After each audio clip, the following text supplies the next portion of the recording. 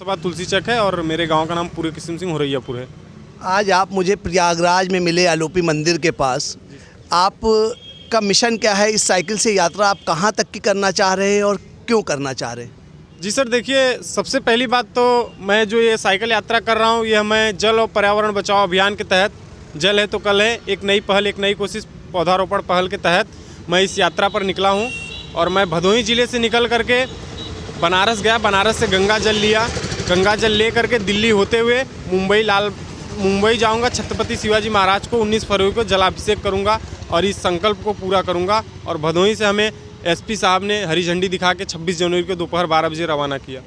ये प्रेरणा आपको कहाँ से मिली कि मतलब आज इस उम्र में आपको ये प्रेरणा कहाँ से मिली कि आप जल और पर्यावरण को बचाने के लिए साइकिल से भदोही से करीब 2,000-2,500 किलोमीटर यात्रा लंबी कर रहे हैं? ये प्रेरणा आपको कहाँ से मिली? सर, मैं मुंबई में पढ़ाई किया हूँ और वहाँ पे पढ़ाई करते समय मैं एक उड़ान इंडिया फाउंडेशन संस्था में पढ़ाई करता था, जहाँ पे सैटरडे का एक अलग से क्लास देशभक्ति के लिए बताया जाता था कि आप देश के लिए कुछ काम करिए, और उसके तौर तरीके बताए जाते थे, जिससे मुझे प्रेरणा मिली। फिर 8वीं क्लास में वहाँ पढ़ने के बाद यूपी अपने भदोही ज़िले में पिपरी स्थित Sundari Devi model public junior high school में पढ़ाई किया, जहाँ पर उसी के बारे में आगे सीखने को मिला।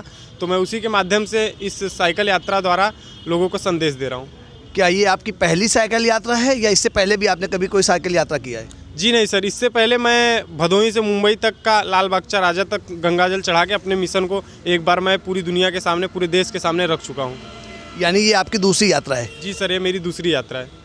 इतना लंबा सफ़र, रास्ते में दुश्वारी होती होगी, कुछ परेशानियां होती होंगी, उससे आपको कोई मतलब परेशानी होती है तो कैसे आप उसको हैंडल करते हैं उस चीज़ को? जी सर, सबसे पहली बात रही परेशानी की, तो हम आपको बता दें, यदि जीवन में परेशानियां नहीं आएंगी तो अच्छे दिन भी नहीं आएंगे। अगर जीवन को अच्छा बनाना है तो परेशानियों से लड़ना पड़ेगा। जिस तरह से एक हीरो को समुद्र से निकाला जाता है, तराशने के बाद उसकी कीमत होती है, उसी तरह से अगर मानव अपने आप को तराशेगा तभी जाके उसकी कीमत होगी, और मैं अपने आप को तराशने का काम कर रहा हूँ। प्रयागराज से अगला पड़ाव कहाँ का होगा आपका? जी सर, यहाँ से अब मैं लखनऊ की तरफ निकलूँगा और हो सकता है आज रायबरेली के आसपास मैं कहीं जाके स्थित हो जाऊँगा। अच्छा, ये बताइए, जैसे आप जब किसी शहर में ठहरते हैं तो आप अपने पर्सनल खर्चे पे या कुछ प्रशासन के तरफ से भी कुछ आपको आर्थिक मदद मिलती है?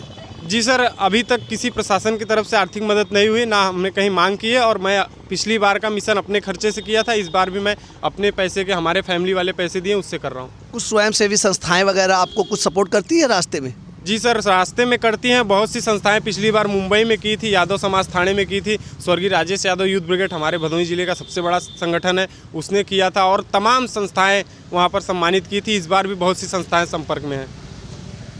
ये थे गोविंद यादव जी, जिला भदोही से, जिन्होंने अपने मिशन को लेकर भदोही से वाराणसी, वाराणसी से वाया प्रयागराज, प्रयागराज से लखनऊ, इनका जो बताने का वो है, और लखनऊ से दिल्ली, दिल्ली से मुंबई, यही है गोविंद जी का ये मिशन है। और वो छत्रपति शिवाजी महाराज के जन्मदिन के अवसर पर उनको जल अभिषेक करेंगे और उसके बाद ये भदोही वापस आएंगे।